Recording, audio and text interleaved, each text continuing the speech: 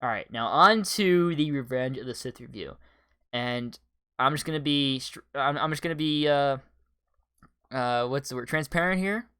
This review might be incredibly long, and I might sound like a broken record during this review, but it's because this movie is my favorite movie of all time. Revenge of the Sith. As soon as I saw it in the theaters in 2005, opening weekend, it was my favorite movie of all time. It has been since 2005. Will probably forever be my favorite movie of all time. Before I go any deeper, I want to remind you guys that if you want to stay up to date with the news of Star Wars and Disney every single day at 7 p.m. Eastern, make sure you guys subscribe and hit the bell so you don't miss any episode of Disney and Dingus Daily. And if you enjoy this video, smash that like button down below. Let's see if we can get to 5 likes. That would be greatly, greatly appreciated. Now, Revenge of the Sith, again, it's not a perfect movie, but it's an almost perfect movie. To me, the only scene that makes it so that it's not perfect is the scene where Anakin and Padme are talking in their house on the little balcony, and it's just like, you're so beautiful. It's only because I'm so in love. That scene, I don't like that scene at all. I think the acting and writing in that scene is terrible. It feels out of place. However, again, I understand why that scene's there, because George Lucas was really just trying to hammer home the fact that Anakin was so in love with Padme that, yeah, he's going to turn to the dark side for her. That's the reason why he turns to the dark side and becomes Vader, is because of Padme. And in a sense, he was blinded by his love for her, so he couldn't see the fact that Sidious was playing him the entire time. So even though I don't like that scene, I completely understand why it's in there, and it really doesn't take away that much enjoyment for the movie for me. Like, yeah, for maybe that minute or two, I'm like, this is cringy. But other than that, I honestly think this is the perfect movie. This scene right here, the Anakin and Obi-Wan scene, is the greatest scene in cinematic history, in my opinion. Their whole duel on Mustafar is, from start to finish, not only the best lightsaber fight, but there is so much packed into this fight. There's the emotion behind it, the fact that one's brothers are now fighting each other, the fact that Obi-Wan doesn't even want to kill him. At the end, he doesn't go down and finish Anakin because he can't bring himself to do it. He tells Yoda before he goes to fight Anakin that he can't kill Anakin. He wants to go fight Sidious because he knows that he won't be able to kill Anakin if the time comes. And the time came, and he didn't do it. And the fact that Anakin, deep down we know that Anakin doesn't, at least at this point in time, doesn't want to kill Obi-Wan. He might say it. He might say that he does, but we know he doesn't want to do it. But he goes through with it anyway because of everything that's happening with Padme, and again, the love is blinding him. And the lightsaber fight itself, it's very even throughout the whole thing. I think a lot of people might complain about that it's too choreographed. It's too much like a dance. But that makes complete sense. These guys have been training with each other basically their entire lives. Obi-Wan has trained Anakin ever since Anakin was 8 years old. And Obi-Wan was only, maybe 18 at the time, roughly? So, for the vast majority of their lives, they've been training with each other. They're going to know each other's moves. Their movesets are basically going to be the exact same. The only difference between the two is that Anakin is always on the offensive and Obi-Wan's always on the defensive. That's the only difference in their fighting style. So it makes complete sense that they would be able to, one, know what the opponent's going to do, and then, two, try to defend and counter against that. But even though they try to do that, they're so in sync and they're so the same, and they've trained with each other for so long that it's a completely balanced fight. And it's only until the end, when Obi-Wan has the high ground, that he's able to get the upper hand on Anakin, because Anakin is too stubborn, too impatient. He doesn't want to wait for the droid on the lava to get to even ground. He thinks that he's so powerful, he gets so cocky and arrogant that he jumps and thinks that he can take down Obi-Wan. And I love this callback. This is a callback all the way to Phantom Menace, when Obi-Wan, when Darth Maul has a high ground above Obi-Wan, and Obi-Wan jumps up, grabs Qui-Gon's lightsaber, and cuts Maul in half. Maul wasn't expecting that. Obi-Wan, having done that move before to Maul, is expecting Anakin to do that exact thing, so he knows exactly how to counter it. I love that callback, by the way. There are so many callbacks in the prequels to not only things that happen in the prequels, but also things that happen in the original trilogy. There are too many to name off the top of my head, but every time that I notice one, it increases my enjoyment of these movies. And the acting in this scene, too, is terrific, especially at the end when Anakin is on the bottom of the hill, and Obi-Wan is just telling him everything that he's feeling inside and how he's disappointed and how sad he is. The acting from Ewan McGregor is terrific. You really feel the emotion, and you really feel like this is a relationship ending, and you really feel the weight of that and everything that Obi-Wan is feeling on the inside. Now, also something that I love about this movie, and this part is also talked about in Attack of the Clones and The Phantom Menace, but the prophecy. Now, you're going to want to remember what I say about the prophecy here for Friday. That's all I'm going to say. The prophecy here it's just reiterated about what the prophecy really calls for.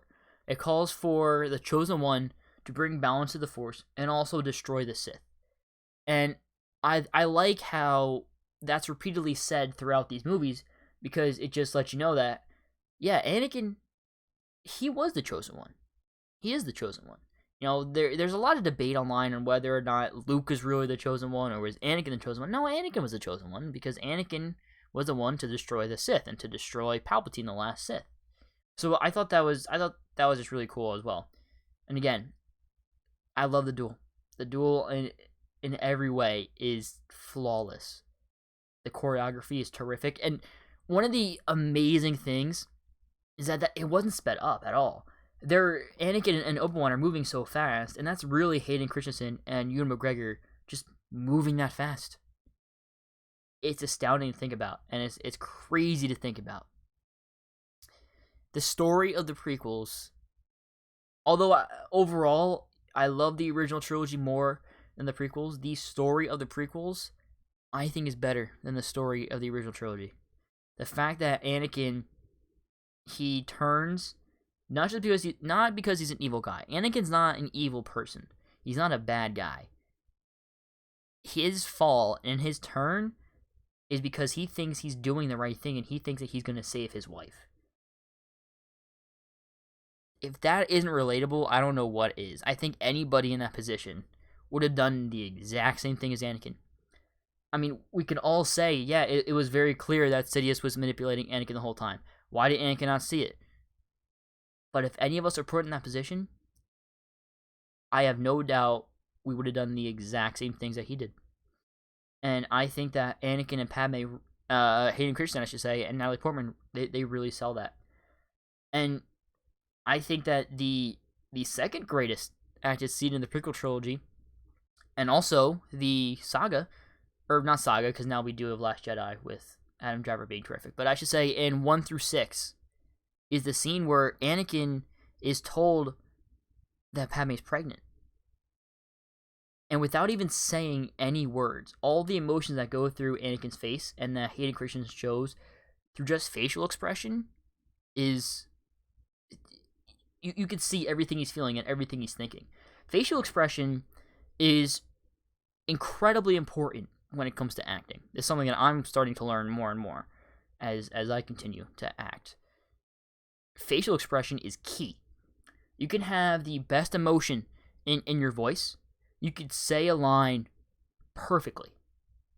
But without the facial expression, it really means nothing. It really doesn't do anything for the scene and for the acting. Facial expression is huge. And I think in that scene alone, and I think also in the Tusk Raider scene, like I talked about in my Attack of the Clones review, in the scene in Revenge of the Sith where Anakin and Padme are talking and she tells him that she's pregnant, the amount of facial expression that he goes through is incredible. And I think, you don't really notice that. You don't really think about that being the reason why, if you don't know that acting expression, facial expression is key when it comes to acting, but when you know that, it's really impressive, and it's really great. I think that scene is fantastic, and I think overall, again, I don't want to get through. I don't want to make this review incredibly long and carry on incredibly long with this review, but I think the Order 66 scene, we all knew it was going to happen because there were no Jedi around during the original trilogy. There were no Jedi. It was just Obi-Wan. It was just Yoda. So we knew that in some way, shape, or form, those Jedi were going to die somehow. But every time, the Order 66 scene is heartbreaking. The music that plays, the score that plays is one of, I think it's Williams' best score. Could be biased because it's my favorite movie of all time, but I think it's Williams' best score. And you see Yoda feel all the deaths, and he drops his cane, and you could feel what's going on inside of him, and then you go through all these Jedi Masters, and I think the Order 66 scene is improved upon and heightened after you watch Clone Wars, because now, after you've seen Clone Wars, you've seen Plo Koon. You know, you get Plo Koon development, you get Aayla Secura development, you get Stas Ali development, you get Ki-Adi-Mundi development in there. You know, now you kind of know who these characters are, and you kind of get attached to these characters. And then now you go through Order 66 and they're killed by their clone troopers. And it's just heartbreaking. It really is. And I think that's done incredibly well. One of the best things about the prequel trilogy, and about Star Wars in general, is Palpatine. And it is Ian McDiarmid as Emperor Palpatine. And this movie is no different. He gives a terrific performance in this movie. I think he is the best performer and the best actor in the prequel trilogy, and also in the original trilogy. I think he's just terrific in the role. The overall story, when you really think about it, everything that Palpatine saw, the future, he saw the future, everything that Palpatine orchestrated is brilliant. It was brilliant. And he's an incredibly well-written character. And I think it's really exciting that he's going to be in Rise of Skywalker. Now, we don't know how he's going to be used in Rise of Skywalker, but I think just Ian McDiarmid's acting alone is going to be great in Rise of Skywalker. We know that for a fact. Whether or not Palpatine is used well in Rise of Skywalker, we'll have to wait and see. But we know for a fact that his acting is going to be top-notch. Overall, like I said, Revenge of the Sith is my favorite movie of all time. I can talk for hours and hours and hours about how much I love this movie. But like I said, I don't want to drag this review on anymore. I would highly recommend this movie. I think this movie is widely regarded as the best prequel movie, and I think to a lot of people, it is just straight up a good Star Wars movie. I think a lot of people, not me personally, but not my generation, but a lot of people were, soured on the prequels because the prequels have a different feel than the original trilogy. Each trilogy has its own unique feel, and the prequel trilogy does feel very different than the original trilogy, and it has a different tone. The writing's not as good. The acting's not as good overall as the original trilogy. So a lot of people, they don't like the prequel trilogy as a whole, but with Revenge of the Sith, I think a lot of people think of it not only as the best prequel trilogy movie, but also a return to the greatness that was the original trilogy. I don't think a lot of people put it up there, at least a lot of people that aren't my generation. I don't think a lot of people that are, the original trilogy generation, or maybe even the sequel trilogy generation, put it up there with the original trilogy. But I think a lot of people recognize it as returning to form, returning back to, at least on some level, what made the original trilogy so great. Like I said, I love it. It's my favorite movie of all time. And I can watch this movie all day, every day, and never get bored. I just think it's that great. But let me know your thoughts, guys, in the comments. Do you agree? Do you not agree? And why? I also am going to have my full ranking of every single Star Wars movie from worst to best on Saturday. Saturday, December 21st. on Disney Dingus Daily, I will be ranking every single Star Wars movie from worst to best. Now, spoiler, this is going to be the number one there. I highly, highly doubt Rise of Skywalker is going to overtop it. It's possible. It's totally possible, but I highly doubt that happens. But make sure to stay tuned for that, guys. What do you think? Did you like Revenge of the Sith? Do you not like it? And why?